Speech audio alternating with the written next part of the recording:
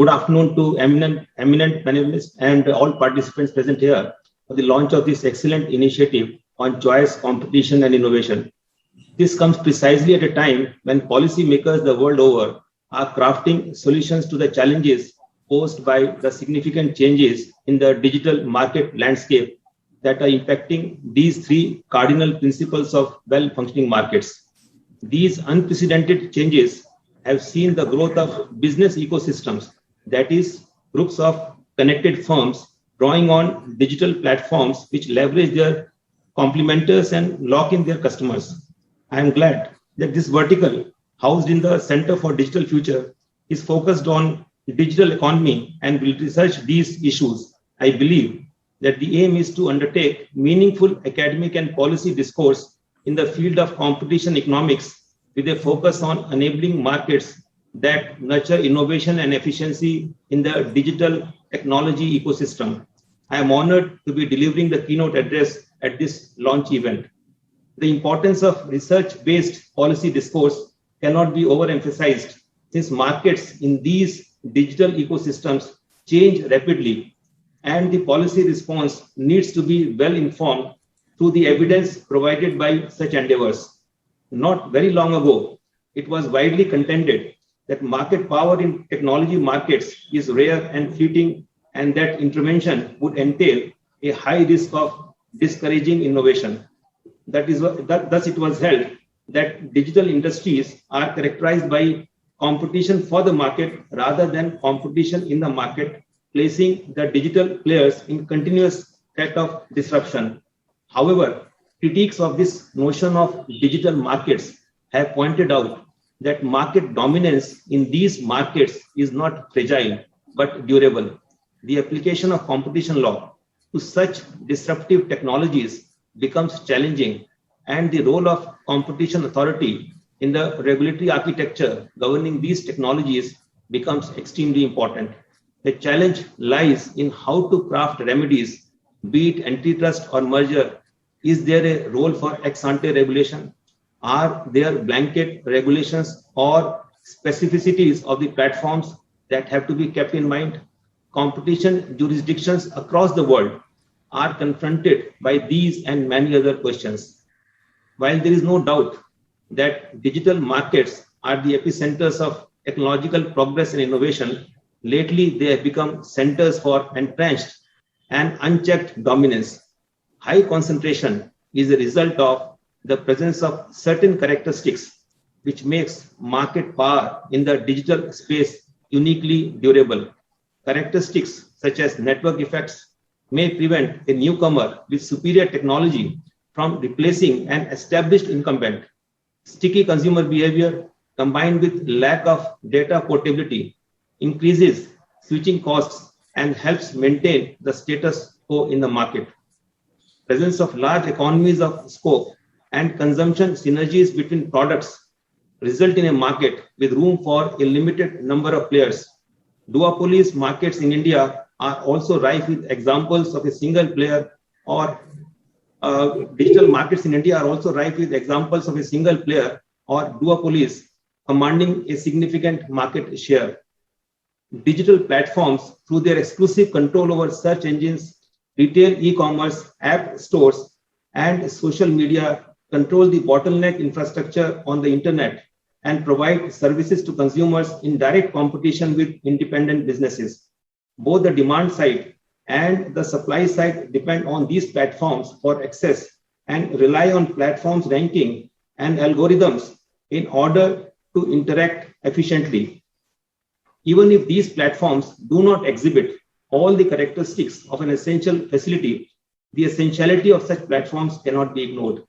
An entire multi-actor ecosystem of sellers, consumers, advertisers, and application developers depend on them for survival. The relationship of multiple actors in the ecosystem with these platforms has been increasingly raising competition concerns. Situations can arise where dominant firms in a market are in a position to extract large rents or even oust their trading partners. The implementation of competition law should improve economic outcomes that can maximize the gains from trade on these platforms and create a balance that incentivizes innovation of the platform as well as their trading partners. India too has come of age as far as its consumer internet companies are concerned. The last quarter saw a record $6.3 billion in funding and deals for technology startups. We have a startup ecosystem that is very active with a large number of consumers and suppliers. What seems to be missing is the infrastructure component, which provides startups with the necessary platform for their operations. However, as platform to business rules may lack fairness and unequal bargaining power may result in an element of exploitation, competition law has to be increasingly mindful of the dynamics of these relationships rather than narrowly focusing on static welfare. All these aspects of digital markets have engaged the Commission in the past few years, as in many other jurisdictions. We understand the huge demand side efficiencies generated due to network effects, but these very network effects, even with small anti-competitive actions by platform, may exclude and marginalize rivals, which can have larger economy-wide repercussions. Eliminating such competition inhibiting behavior at the earliest is of utmost importance. Initiating antitrust investigations and invoking anti-competitive remedies as early as possible is crucial to avoid competition harm to the market.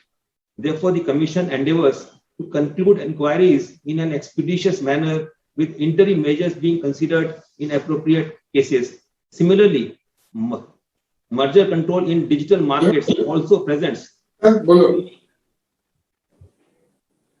some unique challenges with increasing numbers of acquisitions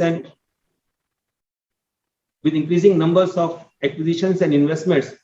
Large platforms are continually expanding the scope of their business interests, possibly motivated by the collection of complementary data that can help reinforce their market position. How do we account for data in a merger assessment?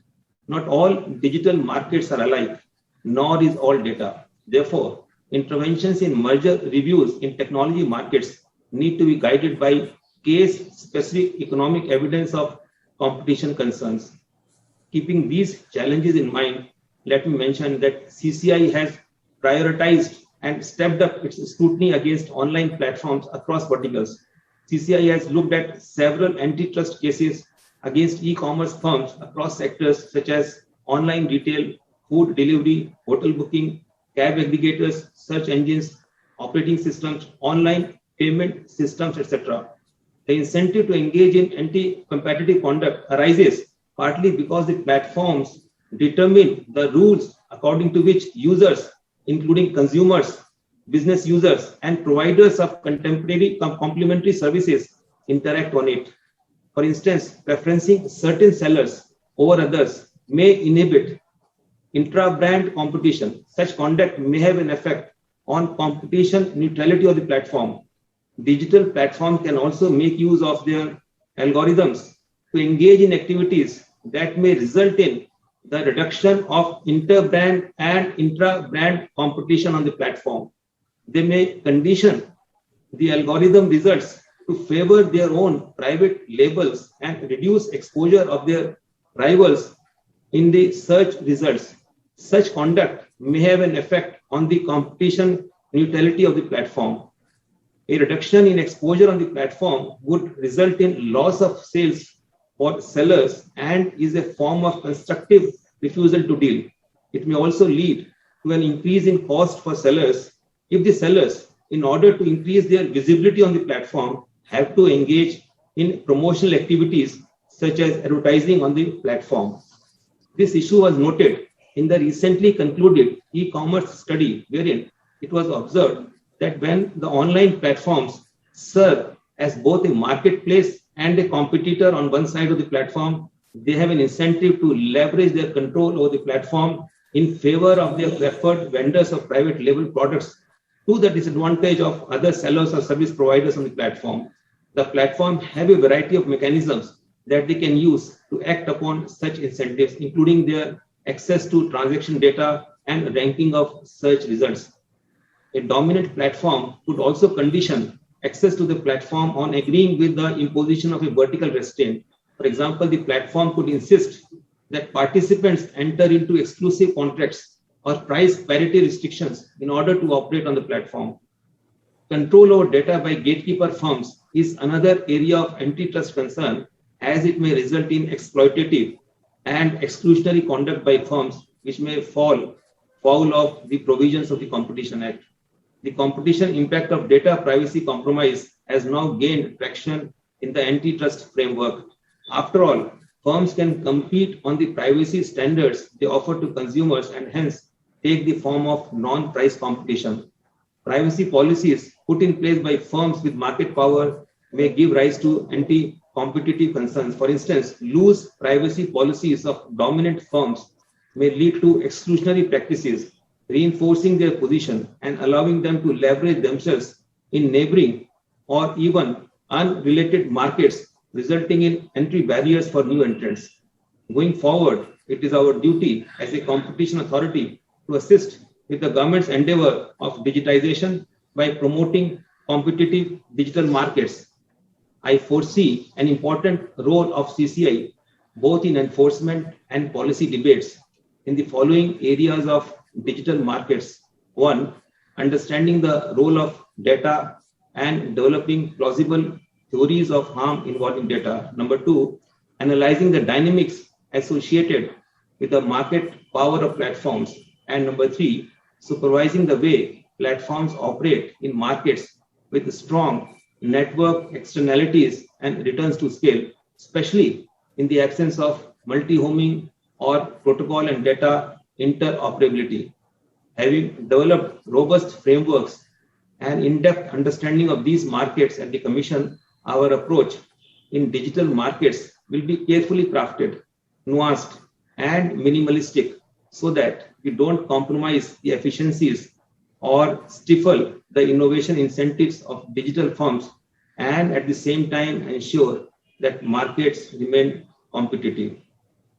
I congratulate Mr. R. Chandrasekhar, Chairman CDF, for launching this initiative. I hope this forum will take up issues keeping in mind the specificities and peculiarities of Indian markets and provide useful inputs and insights for policymakers and regulators. Thank you very much.